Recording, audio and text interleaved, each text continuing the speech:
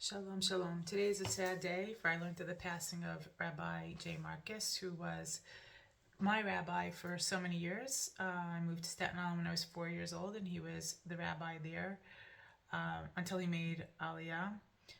So for all of my childhood years, and he was very close actually with my father. They were chavrusas and learned every week together, and very close family friend. We went on trips in Israel with him, and he was very influential in the whole community, but specifically very close to my family, and very, very sad to hear of his passing. He did so many great things. He's people know that he has founded the Yeshiva Reshit in Beit Shemesh, that many boys attend after high school for a year. And he's done so many, I can't even enumerate how many amazing things he's done, how many people he's connected over the years, his incredible ability to move people with his passion about Israel. And forever, I remember in shul, all of his speeches always surrounded about Israel. And he was unique in that way, because in America at that time, and through my child years, I never heard rabbis really trying to talk and influence people and to make aliyah.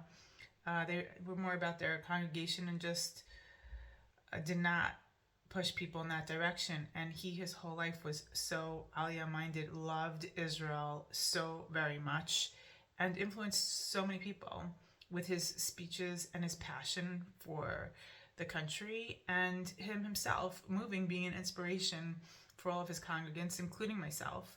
I remember talking to him a few years before I made Aliyah on the steps of my aunt's home, me and my siblings, and he was so strong when we expressed that we wanted to, but how hard it was. And he really had a way of boiling it down to, just doing the things that are important to you. And he had such an influence on me and all my siblings, who ended up in Israel, part and parcel due to his great influence, as well as many, many, many other factors. But I wanted to devote my shiur, my quick Dvar Torah today on the Parsha, to him. And so I was looking through the Parsha, trying to find something that I thought had the spirit of Rabbi Marcus in it. And what I came up was with, at the end of the Parsha, when Rivka advises Yaakov to flee from the home because she found out that Esav wants to kill him, because he had taken the bracha that was intended for Esav by Yitzchak. And she said to him to go to the house of her father and her brother. And when she says it, she says to go. It's very interesting language. She goes to go for Yamim Achadim. And it's translated in my English as to go for a short while to their home until, the anger of your brother subsides, and you'll be able to return home and he won't want to kill you anymore. But it always didn't make sense to me. Yamim Achadim, a short while. He was there for a very long time. She was very prophetic. She was very smart and intuitive, and I think she knew it wasn't going to be so short or so quick before Esav got over this. So to go a short while, I don't think that's what it meant.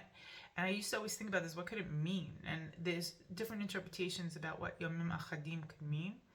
But I think if you look at the literal translation of Yamim Achadim, Achad is like Achdut, like one.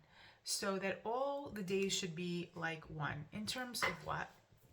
I think what she's saying is, she knew by sending Yaakov to the house, she knew her brother and her father, and she knew they were of poor character, and she didn't want to send them there. It was an act of desperation. She had no choice. And she didn't want him lingering there. She didn't want him staying there. It's a bad influence. So what she's saying is that your days should be one, and that they should have one purpose. All of your days there should be centered around one purpose, Yamim Achadim.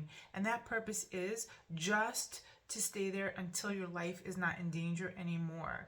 That should be your safe haven for that time. But as soon as I send word to you that it's okay, that it's safe, that you can come back home, you stay there and then come right back.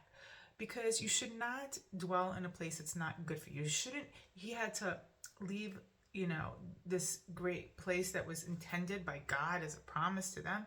And she's saying, you shouldn't stay there. Don't get distracted. There's going to be many things. And he did, he started working and making a lot of money, and don't get distracted by that. Come back right away. And so I think that was also Rabbi Marcus's message, very much so. We've had so many years in the diaspora that we had to go, and we had no choice, and we left. We were there just to save ourselves, to preserve ourselves. But once we got back our home, once we got back Israel, and it was safe in a sense that we can return back home again, we have to go right away. Those days we're grateful for whenever we had in countries that were a safe haven for us, but not to get distracted by all the trappings and all the things, that my big backyard, my Starbucks, my whatever, all people sorts of have connections with. And then they get distracted and they think they could just live a good life, and not go back to what their purpose was.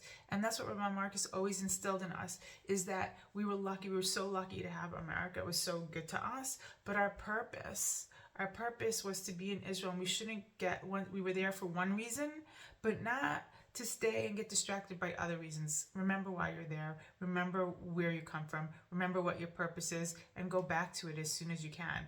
And that's what he did. And that's what he influenced us to do. And I am eternally grateful for everything Rabbi Marcus has given, the lessons he's instilled in me and my family and in our lives. And I dedicate this to him, and that God should just bless his family with comfort. They should have a nechama and forever keep his memory alive. And it should be a blessing. And all the wonderful things that he's done in his life should just keep having him have an aliyah neshama. Shabbat shalom.